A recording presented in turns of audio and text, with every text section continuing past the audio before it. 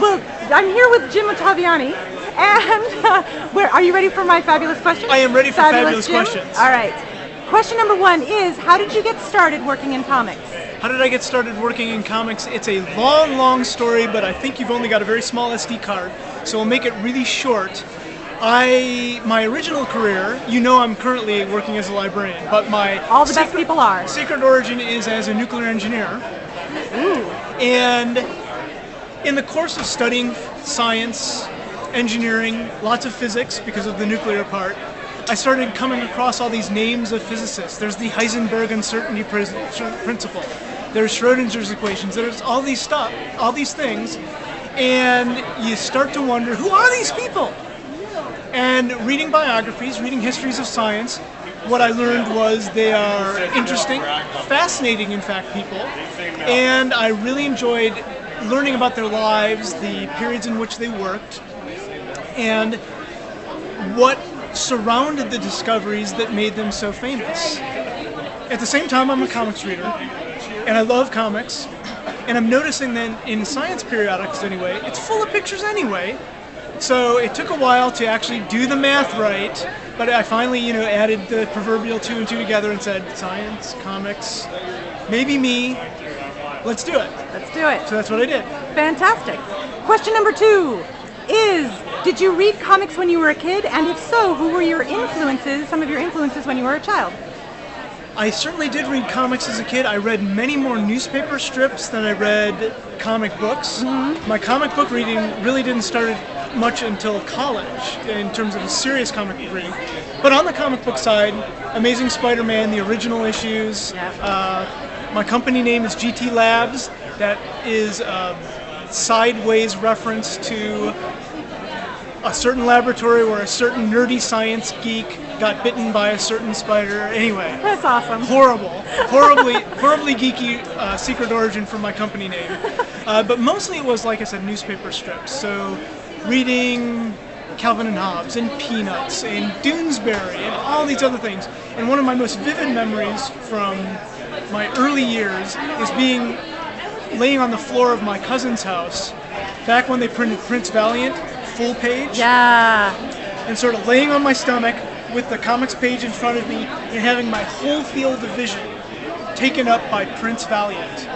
And it's kind of magical, and I'm sure at some point that has had an influence on me, even though nothing I've done is even remotely similar to Prince Valiant.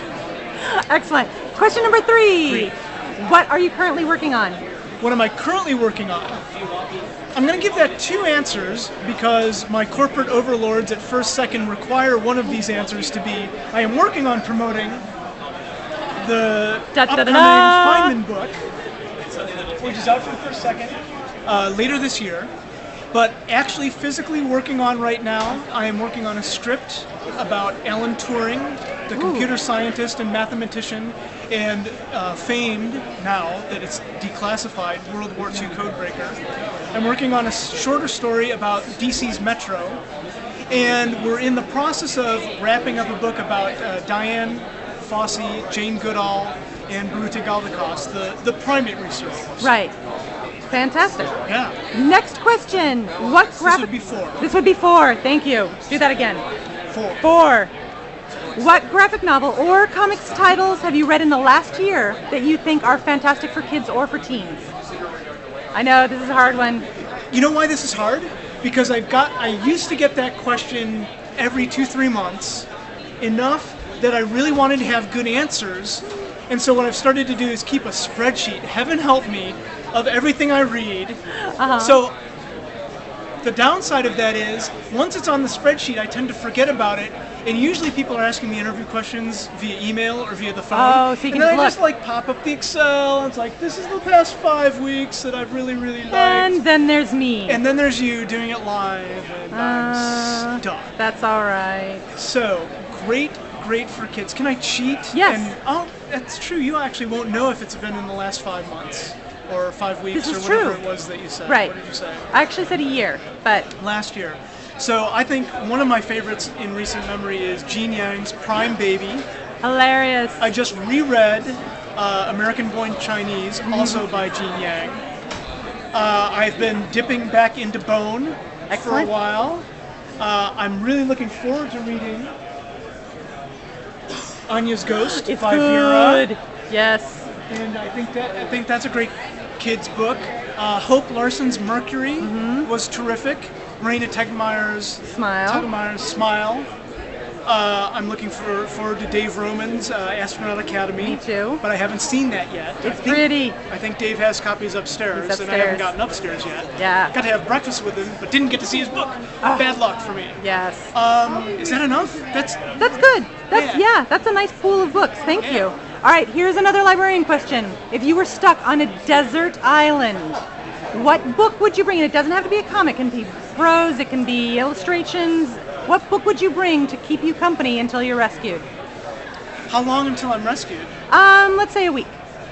Oh, just a week? Just a week. Oh, just man, the one book. But, you've got enough time to get it reread. Or read it for the first time. It should probably be something that I should read for the first time, and my wife has been pushing Patrick Rothfuss's Name of the Wind on me. Oh. And it's really hefty, so that's probably about a week's worth of reading. I've got the John Adams biography by David McCullough that I haven't read. I'm about 80 pages into the Mark Twain autobiography. I could probably stand to read Moby Dick again. I'm one of these freaks who actually likes Moby Dick and has read it at least 1.5 times. There are a handful of you, yes. But I didn't pick one for you. What should I say? It should probably be the new book. So I'll go with Patrick Rothfuss, The Name of the Wind, because I have not read it, and my wife really wants me to read it. And you've got something to look forward to. That's right. Fantastic.